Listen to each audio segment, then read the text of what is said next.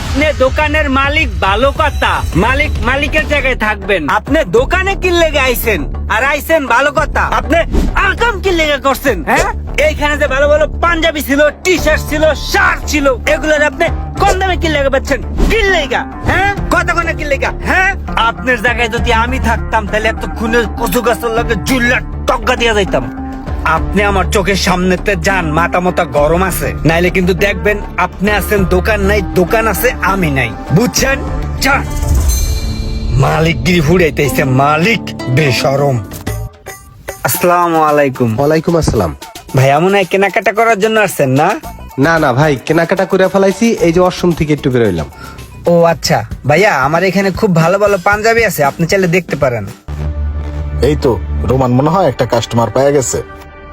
ও ভাইয়া, আমি আসলে পাঞ্জাবি পরি না, আমি ঈদের কেনাকাটা করে ফেলছি।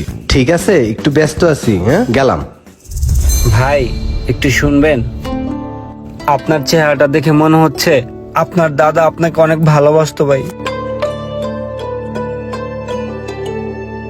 ভাই দাদা তো ভালোবাসতোই, কিন্তু 4-5 বছর আগে আমার দাদাটা না মারা গেছে ভাই। ভাই আসলে মনের অজান্তে আপনাকে আমি দুঃখ দিয়ে ফেলছি ভাই।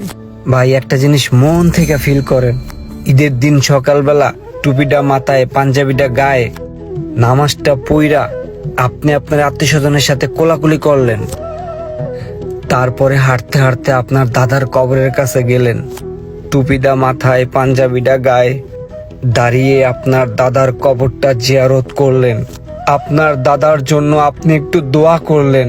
আপনার দাদার আত্মাটা কতটা শান্তি পাবে একবার ভেবে দেখেছেন ভাই? আপনার দাদা আপনাকে অনেক ভালোবাসতো, আপনি কি আপনার দাদাকে বিন্দু পরিমাণ ভালোবাসেন না ভাই? একবার ভাবেন, টুপিটা মাথায়, পাঞ্জাবিটা গায়ে।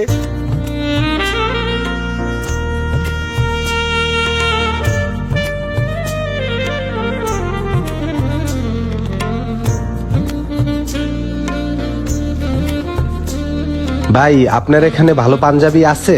আসলে নামাজ পড়ার জন্য ভালো পাঞ্জাবি লাগে।